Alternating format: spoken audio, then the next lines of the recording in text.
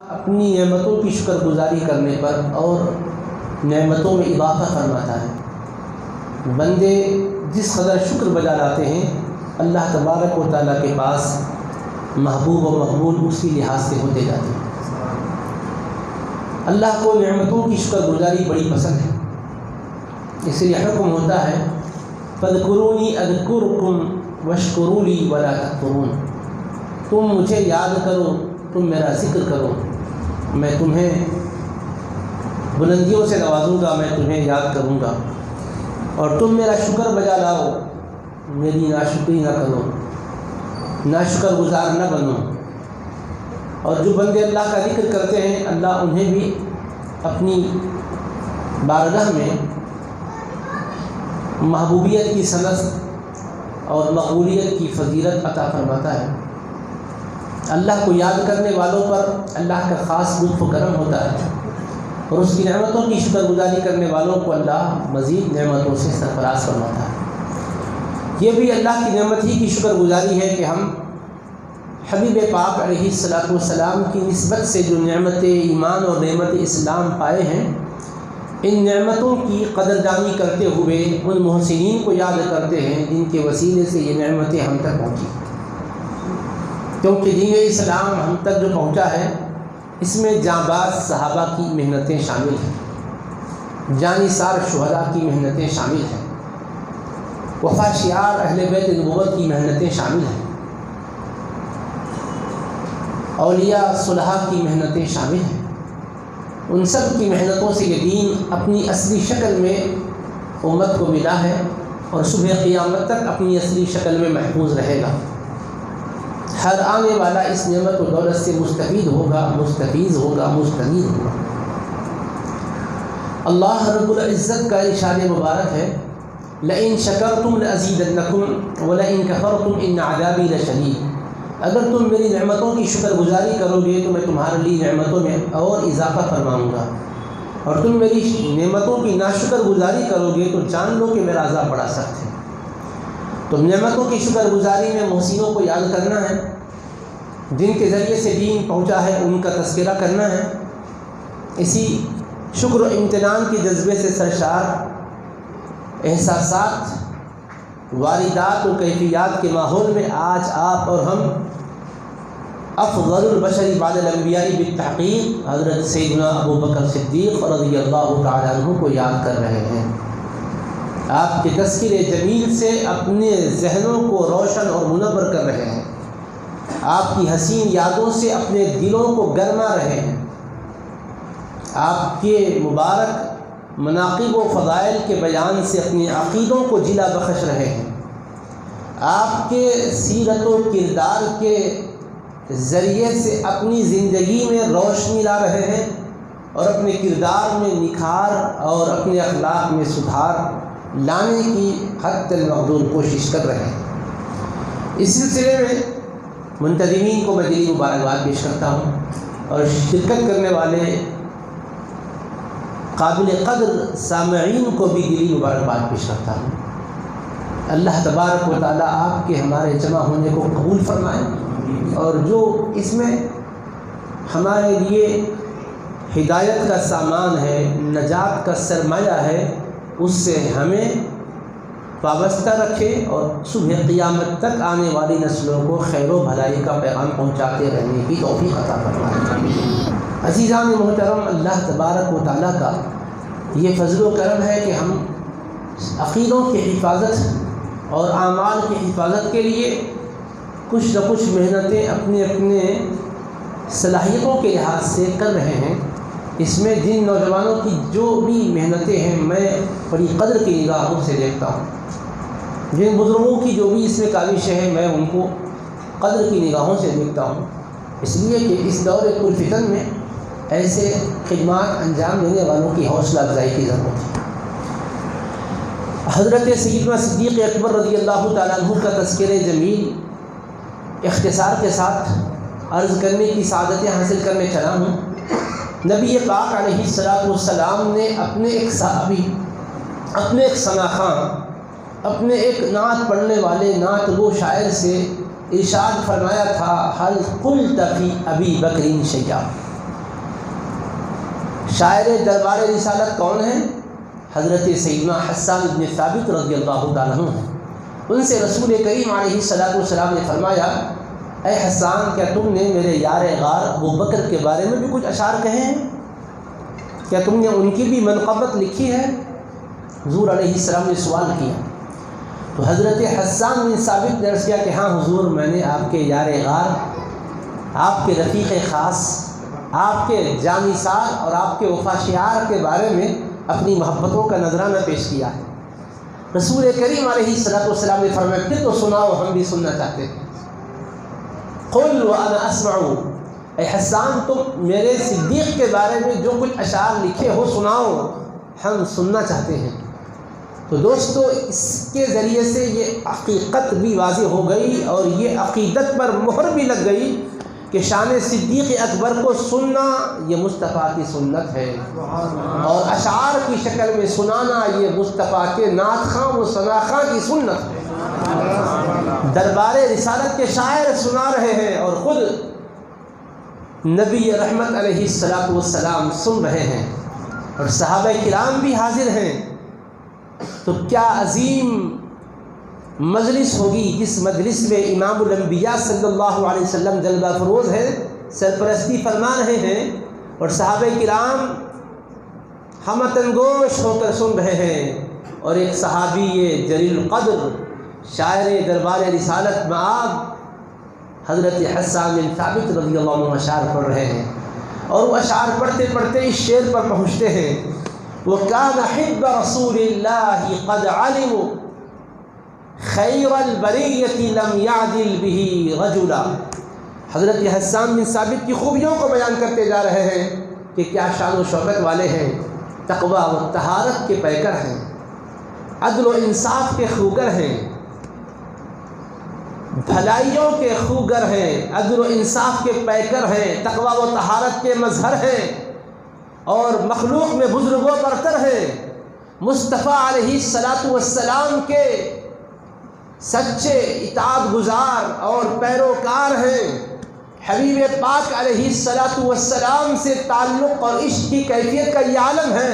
وَكَانَ حِبَّ رَسُولِ اللَّهِ قَدْ عَلِمُوا، حبیب پاک علیہ السلام کے سچے عاشق ہیں، سچی محبت کرنے والے ہیں۔ قد علموا، ساری انسانیت کو پتہ ہے، علم بھی ہے، ایقان بھی ہے، صحابہ و اہل بیت کو بھی اس کا علم و ایقان ہے۔ خیر البریۃ لم یعدل بہ رجلا، یہ ساری مخلوق میں انبیاء کے بعد سب سے زیادہ عظمتوں کے حامل ہیں، مصطفیٰ نے ان کا ہمسر کسی کو نہیں قرار دیا ہے۔ جب وہ اس شعر پر پہنچے تو نبی پاک علیہ السلام بے پایا خوش ہو گئے، اور خوشی اور مسرت کی کیفیت میں مصطفیٰ کے دندان مبارک چمکنے لگے۔ صرف دندان مبارک ہی نہیں چمکے، آقا کی مبارک داڑھ بھی چمکنے لگ گئیں، اور سبوں نے یہ منظر دیکھا کہ مصطفیٰ نے اپنے جانی سار کی تعریف پر اپنی کمال خوشنودی کا اظہار کر کے فرمایا، حسان تم نے سچ کہا ہے، جیسا تم نے کہا میرا صدیق ویسا ہی ہے۔ تو حضرت سرکار صدیق اکبر کی منقبت، ان کی عظمت، ان کی فضیلت کا بیان نبیوں کے سردار علیہ السلام نے سننا پسند فرمایا ہے۔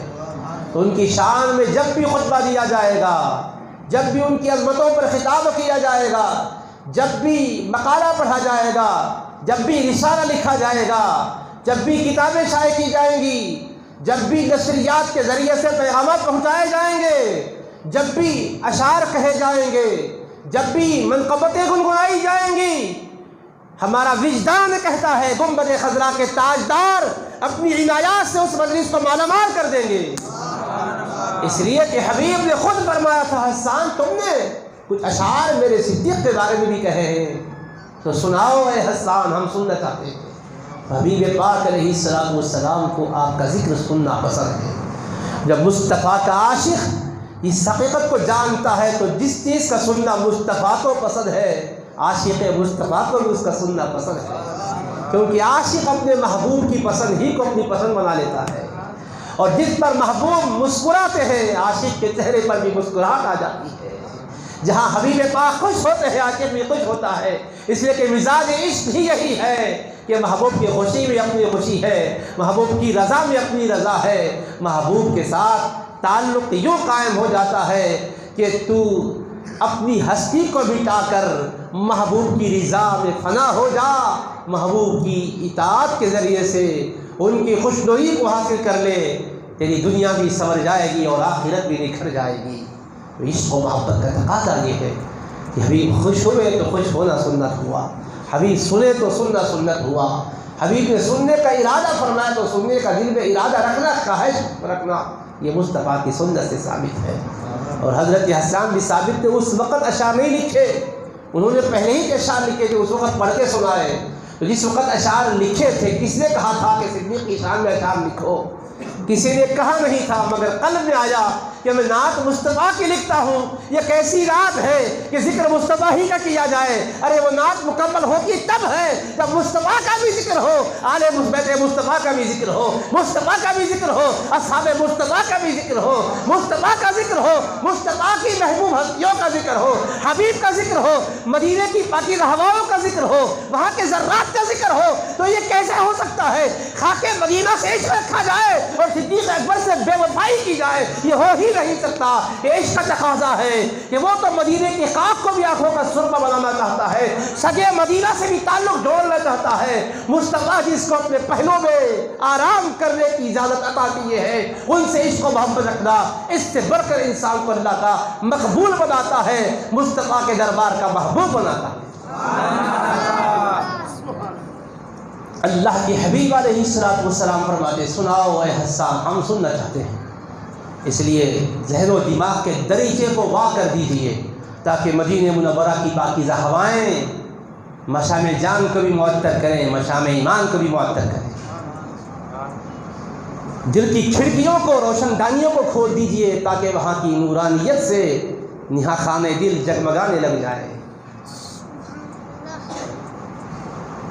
طیبہ سے ہوا جب آتی ہے بے کل کو سکون مل جاتا ہے، اس بار کا جب یہ عالم ہے اس بار کا عالم کیا ہوگا؟ سبحان اللہ۔ تو اللہ کے حبیب علیہ السلام کو بے پایا پسند تھا آپ کا ذکر مبارک سننا، اور حبیب نے سنا، سن کر سند بھی اور سرٹیفکیٹ بھی عطا کر دیا کہ ہاں نبیوں کے بعد ساری انسانیت میں سب سے زیادہ بزرگ و برتر ہستی میرے ابو بکر کی ہے۔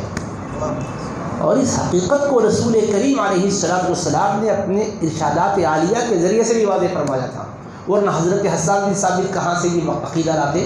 عقیدہ تو گھڑا نہیں جاتا، عقیدہ تو بتایا جاتا ہے، عقیدہ تو بچایا جاتا ہے، عقیدہ بتایا اور بچایا جاتا ہے، عقیدہ بنایا نہیں جاتا۔ عقیدہ مصطفیٰ نے جو دیا اسی کو عقیدہ بنانا ہو، اسی کو عقیدہ ماننا ہوگا۔ عقیدت بھی یہی ہے اور عقیدہ بھی یہی ہے کہ خلقت خدا میں بعد انبیاء حضرت ابو بکر صدیق بزرگوں پڑتا ہے۔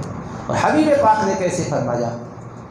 حبیب پاک نے بھی قرآن کی روح سے فرمایا، رب العالمین نے اپنے کلام مجید میں فرمایا، ان اکرمکم عند اللہ اتقاکم، تم میں سب سے بڑھ کر بزرگ تر وہی ہے جو تم میں سب سے بڑھ کر پاکیزہ تر ہے، جو تم میں کا سب سے زیادہ پاکیزہ تر ہے وہ تم میں سب سے زیادہ بزرگوں برتر ہے، جو تم میں سب سے زیادہ تقویٰ کا پیکر ہے وہی بزرگ و برتر ہے، جو تم میں سب سے بڑھ کر تقویٰ کا پیکر ہے وہی تم میں کا برتر ہے۔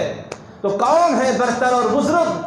آقا نے قرآن مجید سنا کر بتایا، سب سے زیادہ جس کے دل میں خشیت ربانی ہے، سب سے بڑھ کر جو تقویٰ و پرہیزگاری کی نعمت و دولت سے مالا مال ہے، وہی اللہ کے پاس سب سے زیادہ بزرگی والا ہے۔ اور صحیح بخاری شریف کی حدیث ہے، تقویٰ حاصل کرنے کے لیے علم ضروری ہے، اور بخاری کہتی ہے مصطفیٰ کے فرمان کو یاد دلاتے ہوئے، انا اعلمکم باللہ واخشاکم لہ، میں تم میں سب سے بڑھ کر اللہ کو جانتا ہوں، اس لیے سب سے بڑھ کر میں اللہ سے ڈرتا ہوں۔ تو خشیت کے لیے علم ضروری ہے، جس کو سب سے بڑھ کر علم ہوگا وہی سب سے بڑھ کر خشیت والا ہوگا۔ تو اب قرآن کہتا ہے تمہیں سب سے بڑھ کر بزرگ وہی ہے جو سب سے بڑھ کر بزرگی والا تقوی والا ہے۔ تو تقوی کے لیے علم ضروری ہے۔ اور بخاری کی حدیث میں صحابہ کہتے ہیں کان ابو بکر اعلمنا، ہم میں ابو بکر سب سے بڑھ کر جاننے والے ہیں، سب سے بڑھ کر علم والے ہیں۔ تو اب حدیث بخاری نے بتا دیا اول و آخر کو ملاؤ نتیجہ نکالنا آسان ہے. سب سے بڑھ کر علم والا جو ہوتا ہے، سب سے بڑھ کر بزرگی والا ہوتا ہے، انما یخشی اللہ من عبادہ العلماء، سب سے زیادہ خدا سے ڈرنے والے وہی ہوتے ہیں اس کے بندوں میں جو سب سے زیادہ خدا کی معرفت رکھنے والے ہوتے ہیں، علم رکھنے والے ہوتے ہیں. قرآن نے خشیت کے لیے علم والوں کی بات کہی ہے. ڈرنے والے کون ہوں گے بندوں میں؟ جو اللہ کا علم رکھنے والے ہیں. مصطفیٰ نے فرمایا سب سے زیادہ علم جو رکھتا ہے وہ سب سے زیادہ خدا سے ڈرتا ہے. اور بخاری کی حدیث نے بتلا دیا ہے صحابہ کے اتفاق سے کہ ابو بکر ہم میں سب سے بڑھ کر علم والے ہیں، تو نتیجہ نکلا کہ سب سے بڑھ کر خدا سے ڈرنے والے ہیں. اب خدا فرماتا ہے تم میں سب سے بڑھ کر شان والا وہی ہے جو خدا سے سب سے بڑھ کر ڈرنے والا ہے. اور قرآن کہتا ہے سورہ لیل میں وَسَيُجَنَّبُهَا الْأَتْقَى الَّذِي يُؤْتِي مَالَهُ يَتَزَكَّىٰ. حضرت صدیق اکبر کے دل میں خدا کا خوف اس طرح جاگزی تھا کہ نہ صرف وہ نجات پر تھے، اوروں کو بھی نجات دلانے کی فکر کرتے تھے. وہ مصطفیٰ کے دامن سے خود ہی وابستہ نہ تھے، اوروں کو بھی مصطفیٰ کے دامن سے وابستہ کیا کرتے تھے. اسلام لانے کے بعد صدیق اکبر نے محنتیں کی. حضرت طلحہ مسلمان بنے صدیق اکبر کی محنت کی وجہ سے. حضرت عثمان غنی مسلمان بنے صدیق اکبر کی محنت کی وجہ سے. حضرت عبد الرحمن بن عوف مسلمان ہوئے صدیق اکبر کی محنت کی وجہ سے. انہوں نے اسلام قبول کرنے میں بھی اولیت حاصل کی ہے، آگے بڑھ کر مصطفیٰ کا دامن تھاما ہے، اور اسلام کی دعوت دینے میں بھی سبقت کی ہے. سب سے پہلے مصطفیٰ علیہ السلام کی طرف لوگوں کو بلایا ہے. لوگوں آؤ. میں تو مصطفیٰ کا جاہلی دور میں بھی ایسا ساتھی تھا کہ کبھی کسی مجلس میں ان سے جدا نہیں ہوا، سفر میں بھی ساتھ رہا، حضر میں بھی ساتھ رہا، خلوت میں بھی ساتھ رہا، جلوت میں بھی ساتھ رہا، بزم میں بھی ساتھ رہا، رزم میں بھی ساتھ رہا، دن بھی ساتھ رہا، رات میں بھی ساتھ رہا، صبح بھی ساتھ رہا، شام بھی ساتھ میں رہا. مصطفیٰ کی معیت مجھے جاہلیت کے دور میں قبل نزول وحی الہی بھی حاصل تھی. میں نے حبیب پاک کی دوستی کی بنیاد پر حبیب کی ذات کو خوب پرکھا، خوب سمجھا ہے. جب انہوں نے حق کا پرچم بلند کیا تو مجھے تأمل نہیں ہوا، تردد نہیں ہوا. میں نے کوئی معجزہ نہیں پوچھا، کوئی نشانی کا مطالبہ نہیں کیا. میں نے کہا حضور جب آپ کو میں نے ہر وقت صدا کا شعار پایا ہے، جب آپ اللہ کو ایک کہہ کر بلاتے ہیں، اپنے بارے میں نبی اور رسول ہونے کی بات بتلاتے ہیں، میں شک نہیں کرتا. دست اقدام بڑھائیے، میں مشرف اسلام ہونا چاہتا ہوں. مشرف اسلام ہو گئے. اب اس کے بعد دل میں تحریک پیدا ہوئی، ابو بکر تو غلام بن چکا ہے اس امام کا کہ جن کی اقتداء میں نماز پڑھنا نبیوں کے روایت سے شرف و اعزاز ہے. واہ، حبیب پاک کے در سے لوگوں کو وابستہ کرنا شروع کر دے. اب اپنے رفقائے کار میں صدیق اکبر جاتے ہیں، اپنے دوست و احباب میں جاتے ہیں، کہتے ساتھیوں تم جانتے ہو کہ میں کبھی غلط بات نہیں کہا، میرا دامن بھی پاکیزہ ہے، میری زبان نے کبھی غلط بات نہیں کہی ہے. میں تم سے کہنا چاہتا ہوں آؤ. ایک حبیب پاک علیہ السلام کی شان کا جلوہ کھل گیا. پہلے سے بھی ہم آپ جانتے ہی تھے، مگر ایک نئی بات معلوم ہوئی کہ وہ اللہ کے رسول و نبی ہے، اللہ کی طرف سے وہی ان پر آئی ہے. میں کہتا ہوں کہ تم بھی آؤ، چلو اس حبیب پاک کی ذات سے وابستہ ہو جاؤ، اس شمع کے پروانے بن کر نچھاور ہو جاؤ. تو شمع رسالت کے پروانے خود بھی بنے اور پروانوں کا اضافہ کرنے لگ گئے. یہ سلسلہ چل ہی رہا تھا.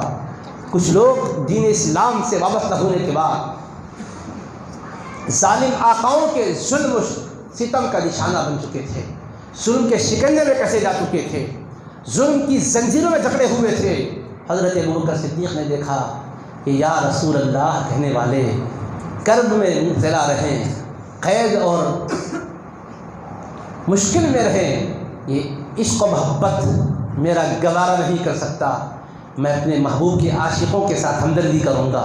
ان تک پہنچتے ہیں اور ان کے آقاؤں سے کہتے ہیں کہ تم ان پر سخت حالات طاری کر چکے ہو، کیا ان کو تم فروخت کرنا چاہتے ہو؟ انہوں نے دیکھا بڑے رئیس ہیں، بڑے سرمایہ دار ہیں، مال و زر رکھتے ہیں، تو انہوں نے کہا کہ ٹھیک ہے ہم تیار ہیں. 7 غلاموں کو خریدا اور کثیر رقم دے کر خریدا. من جملہ ان کے حضرت بلال رضی اللہ عنہ ہیں. 1-2 روپیوں میں نہیں، سونے کے سکوں میں خریدا. 50 سونے کے اوقیے میں 50 اوقیے سونا دے کر خریدا اور فرمایا اگر 100 اوقیے سونا بھی مانگتا تو میں خرچ کر کے غلام کو خریدتا اور مصطفیٰ کی ذات پر نچھاور کرتی. تو حضرت بلال کو بھی خریدا اور آزاد کر دیا. اس موقع پر حضرت ابوبکر صدیق کے والد ابھی وہ مشرف اسلام نہیں ہوئے تھے، فتح مکہ کے وقت مسلمان ہوتے ہیں صدیق اکبر کے والد بزرگوار، اس وقت وہ مسلمان نہیں تھے۔ انہوں نے دستور عرب کے مطابق فرمایا، بیٹا تم نے زر کثیر خرچ کر کے غلاموں کو خریدا ہے، اگر اس طرح سے تم کوئی ایسوں کو جو کہ طاقتور ہیں، جو کہ وجاہت رکھنے والے ہیں، خرچ کر کے آزاد کراتے تو وہ تمہارے دست و بازو بن جاتے، تمہارے معین و مددگار بن جاتے، کوئی تم کو فائدہ پہنچاتے۔ یہ تو کمزور ہیں، یہ ضعیف و ناتواں ہیں، یہ بے بس و بے کس ہیں، ان پر زر کثیر بیٹے تم نے لٹایا ہے۔ اس وقت اپنے والد سے فرمایا تھا کہ میرے ابا جان، میں ان سے کوئی اپنا ذاتی فائدہ رکھ کر ان کو رہا کرانے کے لیے پیسہ خرچ نہیں کیا، میں صرف اپنے رب کو راضی کرنے کے لیے کیا۔ انہوں نے والد سے گفتگو کی ہے، عرش کے مالک نے ان کی گفتگو کو سن لیا تھا۔ قرآن عرش کے مالک کا کلام، تائے سدرہ کو رب کا فرمان ملتا ہے کہ جاؤ میرے حبیب پاک علیہ الصلوۃ والسلام کی خدمت میں پہنچو۔ ابوبکر کا وہ خاص جملہ کہ جس میں ان کے دل میں صرف رب کو راضی کرنے کی خواہش ہے، کوئی اور آرزو نہیں ہے، ہمیں اتنا پسند آ گیا، ہم ان کی اداؤں کو قرآن بنا دیتے ہیں، ان کے اس فعل کو قرآن کا حصہ بنا دیتے ہیں کہ آگے دور میں کوئی اگر صدیق اکبر کے نام پر جلسہ کرے یا نہ کرے، قرآن جب پڑھا جائے گا عظمت صدیق کا بیان ہوتا چلا جائے گا۔ رب نے صدیق کے مقام و مرتبے کو روایات کے حوالے نہیں کیا، قرآن کی آیات کے حوالے کر دیا۔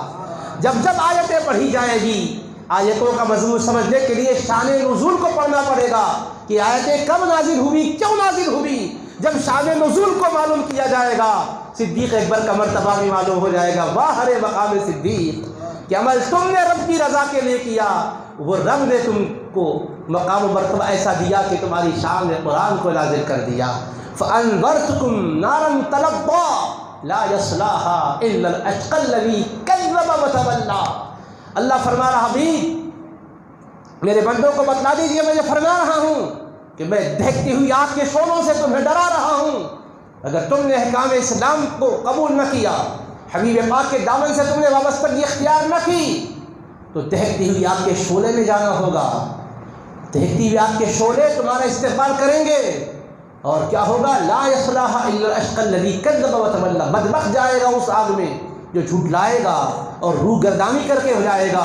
حبیب جو آپ کی تصدیق نہیں کرے گا وہ آگ میں جلے گا۔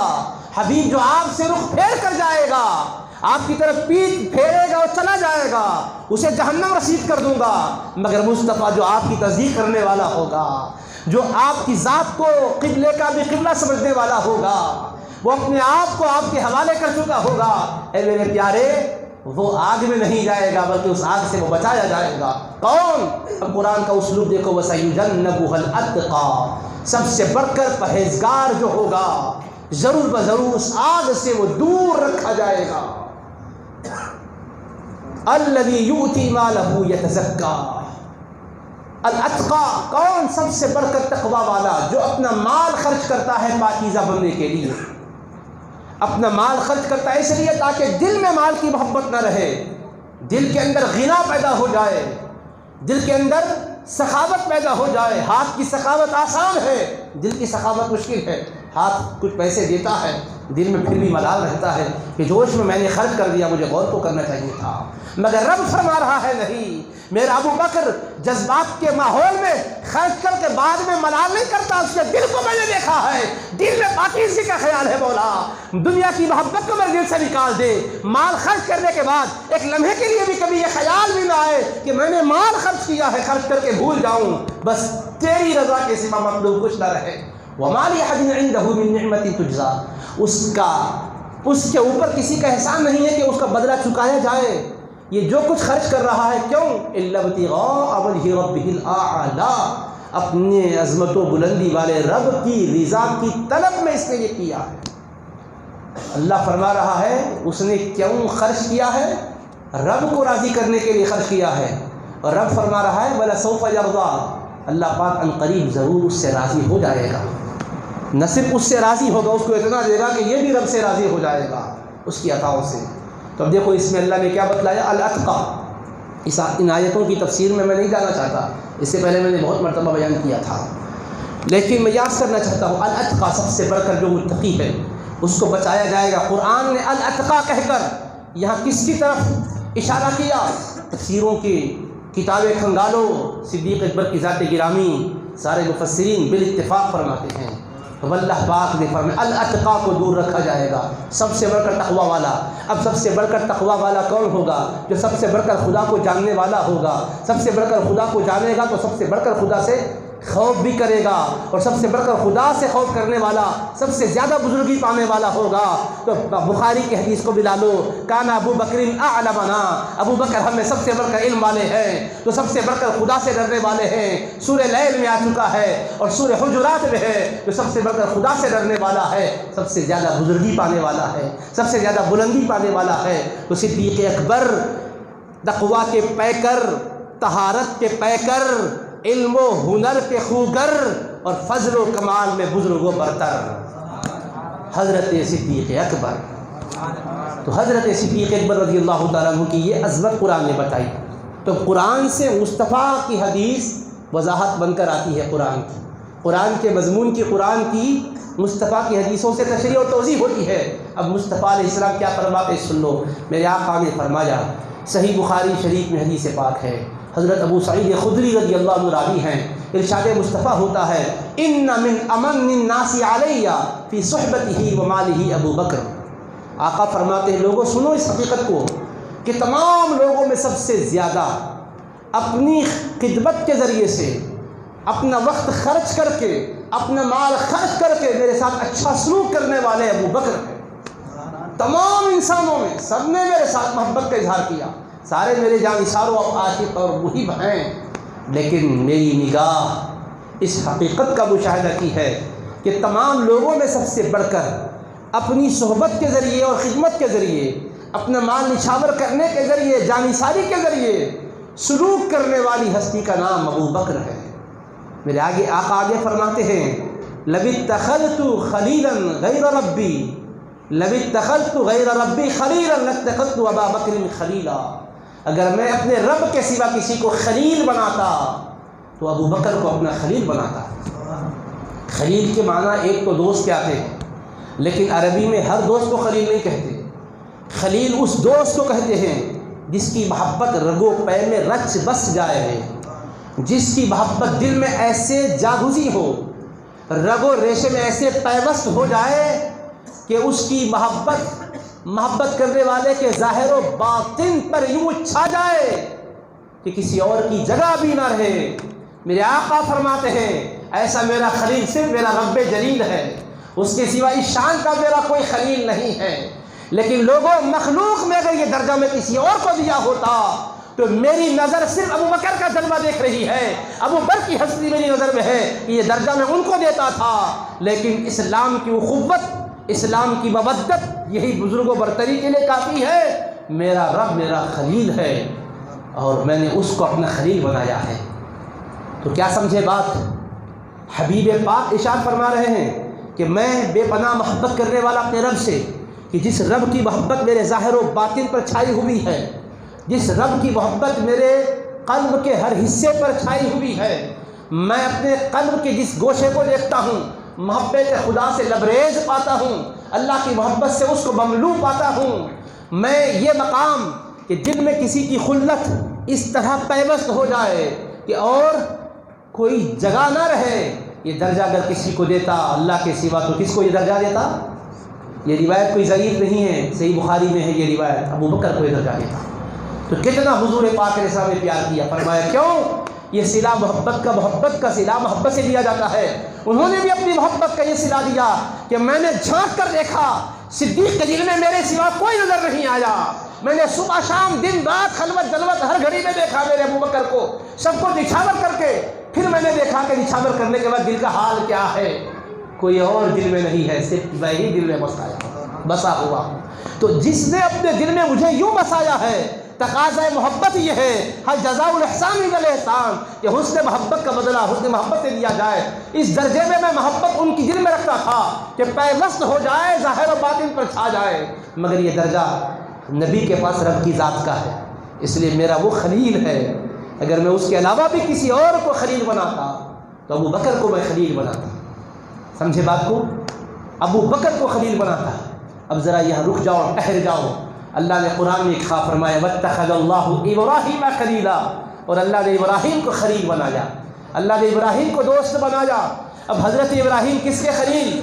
اللہ کے خلیل۔ اور ابو بکر صدیق اللہ کے حبیب کے فرمان کی روح سے کہ میں اگر کسی کو خلیل بناتا رب کے سوا تو ابو بکر کو خلیل بناتا۔ تو حضور کی تمنا کا اظہار تو ہوا ہے، اس معنی میں اللہ کے خلیل ابراہیم ہے، مصطفیٰ کے خلیل اس آرزو کے ذریعے سے صدیق ہے۔ تو رب نے اپنے خلیل کے لیے فرمایا انی جاعلک للناس اماما، اے ابراہیم تم نے خلت کا مقام پایا ہے، تم نے میری بارگاہ میں مقبولیت و محبوبیت ایسی پائی ہے کہ میں تمہیں تمام لوگوں کا امام بنانے والا ہوں۔ تو رب نے اپنے خلیل کو امام بنایا، مصطفیٰ نے اپنے صدیق کو اپنے وصال سے پہلے ہی اپنے صحابہ کا امام بنایا۔ جب آقا کی طبیعت پر علالت کا دور گزرا، حبیب نے فرمایا مروا ابا بکر فلیصلی بالناس، اے میرے صحابہ جاؤ ابو بکر کو میرا حکم پہنچاؤ کہ وہ میرا مصلی کھڑا ہے، میرا مصلی ہے اس پر آ کر کھڑے ہو جائیں اور امامت کرے میری نیابت میں۔ میرا یہ مصلی ابو بکر کے سوا کسی اور کے لیے نہیں ہے۔ میرے آقا نے فرمایا، یہ تو بخاری شریف کی حدیث ہے، جامع ترمذی میں کیا ہے؟ آقا فرماتے ہیں لا ينبغي لقوم فیہم ابو بکر ان یؤمہم غیرہم، جس کسی قوم میں ابو بکر جیسی ہستی موجود ہو تو اس قوم میں کوئی ان کے سوا امامت کرنے کے لائق ہو ہی نہیں سکتا۔ ابو بکر کے ہوتے ہوئے میرے مصلی پر کوئی جا ہی نہیں سکتا۔ یہ میں نہیں، میرے آقا فرما رہے ہیں لا ينبغي لقوم فیہم ابو بکر ان یؤمہم غیرہ، کہ جس قوم میں ابو بکر ہو، ابو بکر رضی اللہ عنہ کے ہوتے ہوئے اس قوم میں کوئی دوسرا امام بنے، یہ نہیں ہو سکتا۔ میرے آقا نے فرمایا اللہ نے ابراہیم علیہ السلام کو خلیل بنایا تو ان کو امامت کا منصب دیا۔ میں نے فرمایا اگر میں کسی اور کو خلیل بناتا خدا کے سوا ابو بکر کو بناتا، تو آقا اس کے ذریعے سے فرما رہے ہاں دیکھو میں نے اپنے وصال اقدس سے پہلے ہی اپنا مصلی ابو بکر کے حوالے کر دیا۔ فرمایا ابو بکر کھڑے ہو کر تم امام بن جاؤ، میں نبیوں کا امام ہوں، میری موجودگی میں تم میرے اصحاب کے اور میرے مقتدیوں کے امام بن کر نمازیں پڑھاؤ۔ ایک آدھ نماز نہیں، 3 دن کا سلسلہ ہے۔ اللہ کی حبیب علیہ السلام کے حکم پر وہ امامت فرما رہے ہیں۔ حالانکہ عائشہ صدیقہ رضی اللہ عنہ عرض کرتی ہیں حضور ابو بکر بڑے نرم دل ہیں اور وہ بہت زیادہ رقیق ہونے کی وجہ سے آپ کے مصلی پر کھڑے نہیں ہو سکیں گے، کھڑے ہوتے ہی رو پڑیں گے حضور، ان کے علاوہ کسی اور کو حکم فرمائیے۔ میرے آقا فرمایا نہیں، میرے ابو بکر کے سوا کوئی اور نہیں، ابو بکر ہی پڑھا۔ بلکہ ایک مرتبہ ایسا بھی آتا ہے سنن ابو داؤد کی روایت کے بموجب کہ ابو بکر صدیق رضی اللہ تعالیٰ عنہ شاید تشریف لانے میں کچھ تاخیر ہوئی، حضرت عمر رضی اللہ تعالیٰ عنہ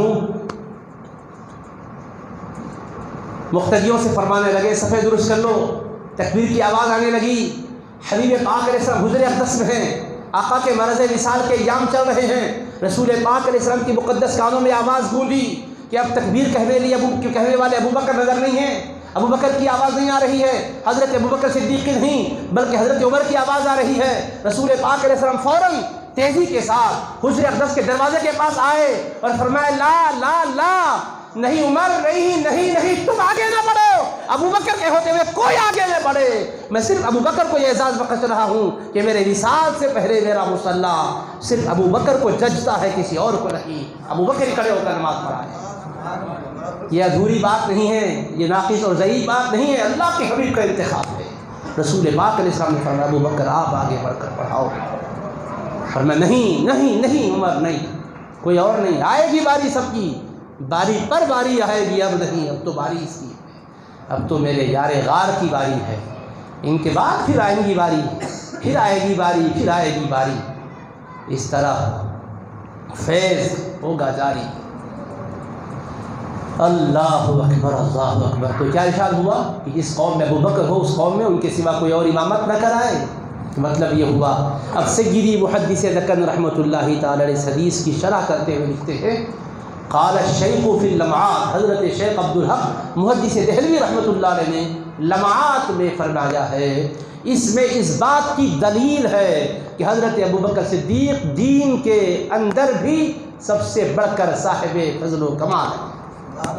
اور اسی کے فوری بعد اس روایت کو ذکر کیا حضرت سیدنا علی مرتضیٰ شیر خدا رضی اللہ عنہ نے فرمایا صدیق اکبر کے خلافت کے سلسلے میں کہ اے ابوبکر آپ کی ذات گرامی وہ ہے جن کو آقا نے نماز میں ہمارا امام بنایا ہے، دین کے معاملے میں آقا نے آپ پر اعتماد اور بھروسہ کیا ہے۔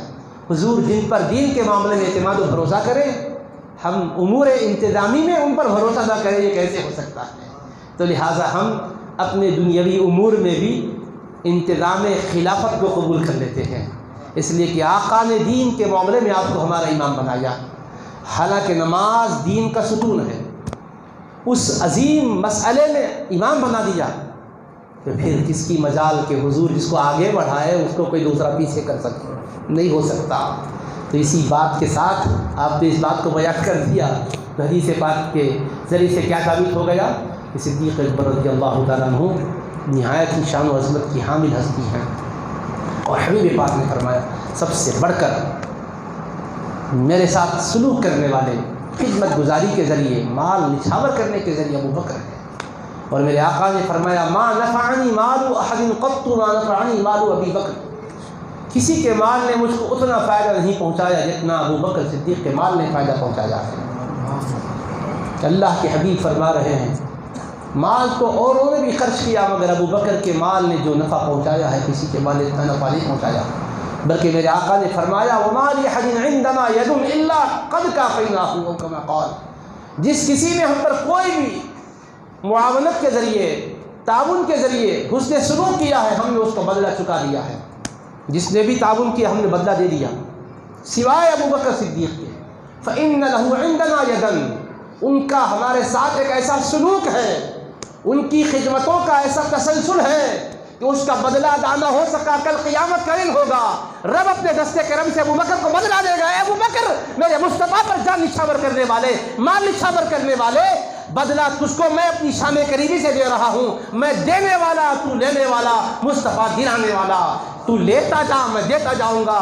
مصطفیٰ یہ فرما رہے کل قیامت میں اللہ بدلہ عطا کرے گا۔ اب بتاؤ کتنی شان محبوبیت ہے، کتنی شان مقبولیت ہے، حبیب پاک علیہ الصلوۃ والسلام پر خرچ کر رہے ہیں، کتنی خوشی کے ساتھ خرچ کر رہے ہیں دوستو۔ اللہ اللہ، عرش کے مالک نے جبریل امین کو بھیجا حبیب پاک کے دربار میں، اس حال میں کہ جبریل آئے تو ایک ایسی عبا پہن کر آئے کہ بجائے بٹنوں کے کانٹے لگے ہوئے ہیں، اور حضرت صدیق اکبر رضی اللہ تعالی عنہ کو اللہ کا سلام پہنچاتے ہیں۔ حضور اللہ نے ابوبکر کو سلام فرمایا ہے، حبیب پاک کے غلام کو کتنا بڑا درجہ مل گیا۔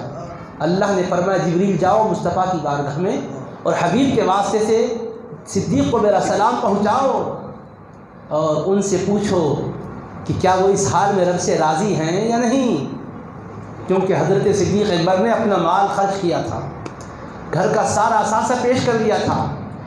اللہ کے حبیب علیہ الصلوۃ والسلام نے صحابہ کو دین پر خرچ کرنے کی طرف متوجہ کیا۔ حضرت فاروق اعظم نے سوچا کہ اس وقت مالی پوزیشن بڑی اچھی ہے، میں صدیق اکبر سے کبھی بھی سبقت نہیں کر سکا، آج ایک موقع ہے، کچھ مال زیادہ ہے، زیادہ خرچ کروں گا، اس اعتبار سے کچھ نیکی میں بڑھ جاؤں گا۔ یہ سوچ کر وہ اپنا جو کچھ مال تھا اس کے دو حصے کیے، آدھا گھر والوں کے لیے رکھے، آدھا لے کر آقا کی بارگاہ میں آئے۔ کثیر مال کو دے کر مصطفیٰ نے فرمایا ما ابقیت لأہلک یا عمر، عمر اپنے گھر والوں کے لیے تم نے کیا چھوڑا ہے؟ کہا مثلہ، حضور جتنا لایا ہوں اتنا ہی چھوڑا ہوں۔ پھر اتنے میں ابوبکر صدیق حاضر ہوئے، رب کے حبیب نے فرمایا ما ابقیت لأہلک یا ابا بکر، اے ابوبکر تم نے اپنے گھر والوں کے لیے کیا چھوڑا ہے؟ ابوبکر صدیق رضی اللہ عنہ اس وقت کچھ بھی گھر میں نہیں چھوڑے تھے، سب کچھ لے آئے تھے، جو کچھ ساز و سامان تھا، مال تھا، زر تھا، جو بھی کپڑے تھے، جو بھی اسباب تھے، وہ سارے کے سارے لا کر نظر کر دیے۔ اب حبیب پاک علیہ السلام نے فرمایا ما ابقیت لأہلک یا ابا بکر، ابو بکر اپنے گھر والوں کے لیے تم نے کیا باقی رکھا ہے؟ تو صدیق اکبر نے یہ نہیں فرمایا کچھ بھی باقی نہیں رکھا، سب کچھ لایا ہوں، یہ نہیں کہا۔ یہی دیکھیے اللہ کے حبیب کی رضا میں راضی رہنے والوں کا مزاج، حالانکہ سب کچھ لا لیے تھے۔ مصطفیٰ جب پوچھے کہ گھر والوں کے لیے کیا چھوڑ آئے، تو جواب سادہ سا تھا، کچھ چھوڑ کر نہیں آیا، جو کچھ تھا سب لے کر آیا۔ مگر ایسا نہیں کہتے، کیسے کہو کہ سب لایا ہوں؟ سب کچھ لا کر بھی سب لایا نہیں کہتے، یہ بھی طریقہ ہے وفاداری کا۔ آدمی سب کچھ کرے مگر پوچھے کیا تم سے کچھ خدمت ہوئی؟ مجھ سے کوئی خدمت ہی نہ ہو سکی۔ عمل کر کے یہ سمجھنا میں نے بہت کچھ کیا ہے، یہ دھوکہ ہے۔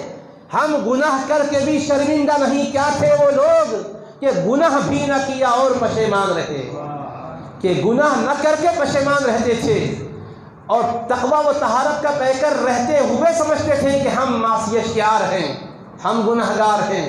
اللہ اکبر۔ تو اللہ کے حبیب نے فرمایا کیا گھر والوں کے لیے چھوڑ آئے ہو؟ تو جواب میں کہتے ہیں ابقیت لهم اللہ ورسولہ، میں گھر والوں کے لیے خدا اور مصطفیٰ کو چھوڑایا ہوں۔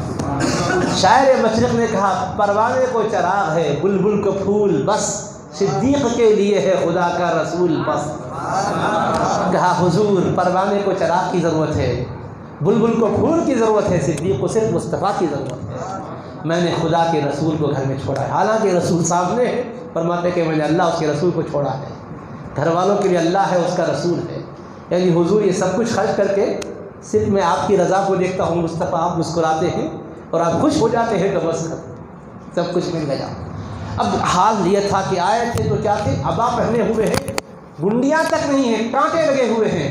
اسی حال میں جبریل امین کو اللہ نے فرمایا جبریل یہی لباس میں تم بھی ملبوس ہو جاؤ اور جاؤ میرے صدیق کے پاس، میرے حبیب پاک علیہ الصلوۃ والسلام کو میری طرف سے یہ پیغام سناؤ کہ حبیب آپ کا رب جبریل کو بھیجا ہے اور اپنا سلام صدیق پر نازل فرمایا ہے، اور یہ فرمایا ہے کہ ابو بکر سے پوچھئے کہ اس حال میں وہ راضی ہے کہ ناراض۔ حضرت ابو بکر سے میرے آقا نے پوچھا تو حضرت ابو بکر صدیق پر ایک وجد کی کیفیت طاری ہوئی، اور یہ صدیقی وجد ہے۔